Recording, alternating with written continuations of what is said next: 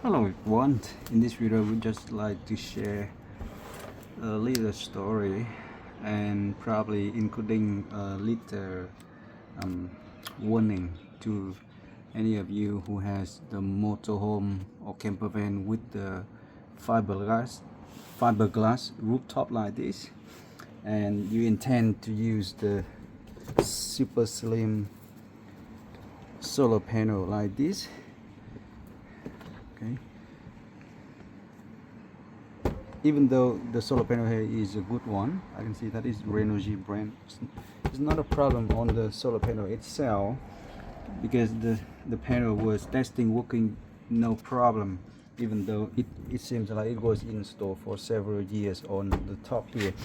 But the problem we want to mention here actually is about the way that solar panel will sit directly on the top of the fiberglass rooftop on the motorhome, and the consequence of that thing is quite obvious. So at first you can see that it was installed with the mechanism that they use multiple channels of the double side tape, quite very strong one and very stiff one. Some of them can be peeled, some of them stick permanently on the top of the roof here, and around the side of the panel they use the even stronger glue, which actually stick over the edge of the solar panel here like this, and then stick on the side of their roof. And the purpose seems like they try to protect and make it waterproof, but the problem happened straight away after we found that they actually tried to open the channel on the left and also open the channel on the right, where they use the cable tie to hook this panel to this cable tie by the two different cable tie, and it left this section open for the water coming in, and that's where water coming in and the moisture stay down here. When we start removing the panel, there's a lot of water underneath start pulling out, and you can see that the water still show there. Water still there. Now what happened is that the water and the moisture staying underneath the panel under the heat of the sun and in the very slim and narrow space like that for a very long time actually is not good for the skin of the fiberglass here, and that's exactly what I want to show now. You can see here the color of the fiberglass on the top here is good, clear and white, but now going into here you see it actually under the effect of the